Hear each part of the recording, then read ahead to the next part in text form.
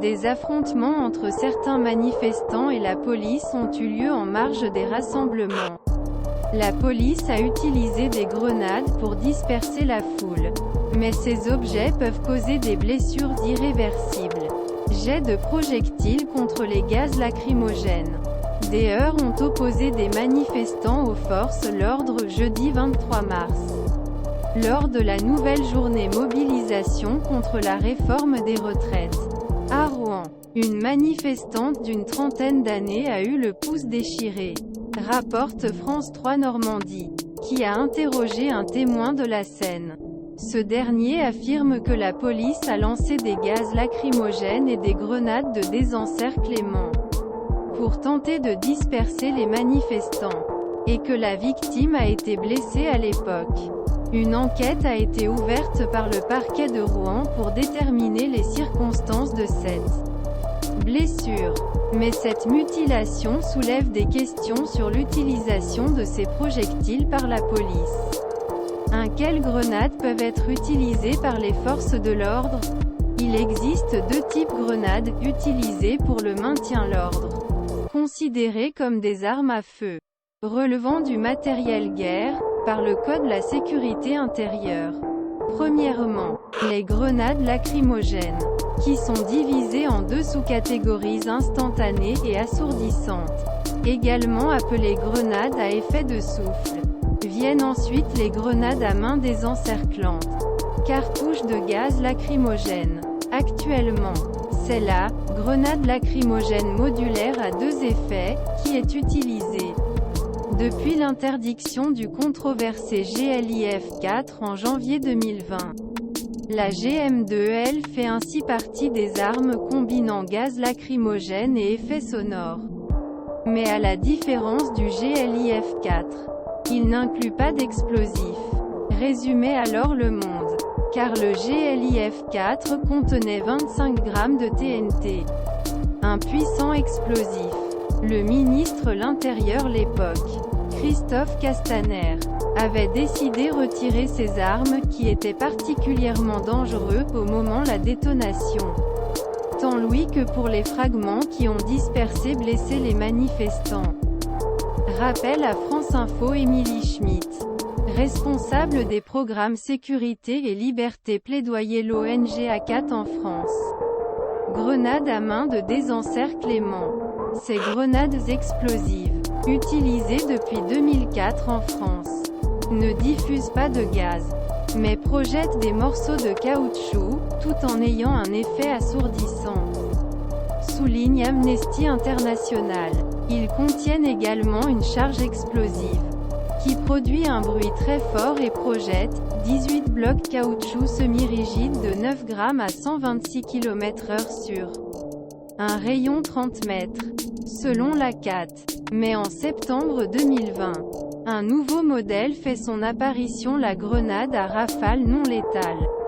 Ce modèle, offensif, selon le régime national maintient l'ordre, provoque moins projection en hauteur, et est dangereux, selon le ministre de l'Intérieur Gérald Darmanin. La différence entre les deux grenades réside dans solidarisation, la bougie d'allumage du GENL avec le reste de grenades, ce qui évite qu'elles soient projetées lors de l'explosion et provoque des blessures involontaires. L'énergie avec laquelle sont projetés les 18 plots en élastomère a également été réduite, précise l'IGPN.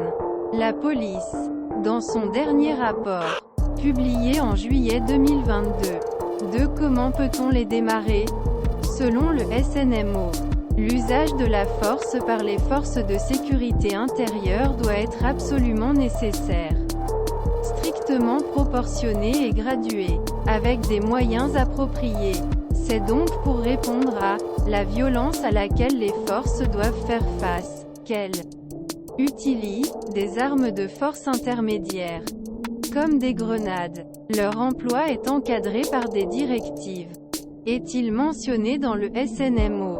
S'agissant des grenades, directive en cause est « Doctrine d'usage commune à gendarmerie et à police du 2 août 2017 », précise dans son dernier rapport l'IGPN, qui recense le nombre de munitions tirées chaque année, et l'événement dans lequel ils ont été utilisés. Ce document n'est pas public. Mais des ONG comme Amnesty International et l'ACAT France assurent que GM2L doit être envoyé en le faisant rouler au sol, dans une courbe, à la main, et que GMD doit toujours être lancé à la main, au niveau du sol et ne peut pas être utilisé avec un lanceur. 3. Que sait-on de leur dangerosité?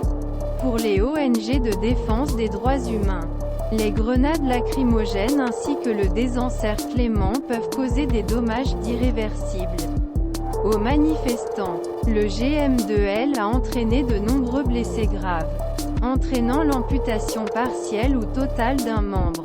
Le GMD a entraîné de nombreux blessés graves après avoir reçu les projectiles au visage, expose Emily Schmidt. Selon elle, ce type de grenade a également causé des lésions auditives irréversibles. Il faut dire que le bruit d'une grenade désencerclement dépasse celui d'un avion qui décolle et dépasse le seuil de la douleur sonore. Rappel site spécialisé maintient l'ordre. Comme toute arme, la grenade est susceptible de provoquer des lésions corporelles, reconnaît l'IGPN dans son dernier rapport.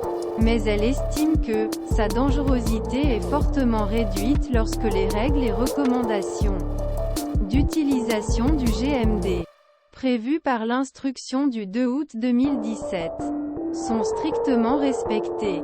C'est tout le problème selon Amnesty International. L'usage de grenades par les forces est abusif. Les armes à moindre létalité évitent d'avoir recours aux armes à feu, mais ne sont pas anodines. Et si elles sont mal utilisées, ou de manière abusive, peuvent blesser gravement, voire tuer, dénonce Fanny Gallois, responsable liberté au sein de l'ONG. L'organisme rappelle qu'il y a 4 ans, la Marseillaise Zineb Redouane, 80 ans, est décédée après avoir été touchée au visage par une cartouche de gaz lacrymogène tirée par un CRS. Ils explosent, libérant des mini-projectiles, éjectés dans tous les sens. Insiste Fanny Gallois. La France est le seul pays européen à utiliser des munitions explosives lors d'opérations de maintien de l'ordre, même si elles peuvent provoquer des blessures graves, précise Emily Schmidt. Celle-ci demande donc que la formation policière au maniement des armes forces intermédiaires soit renforcée et actualisée.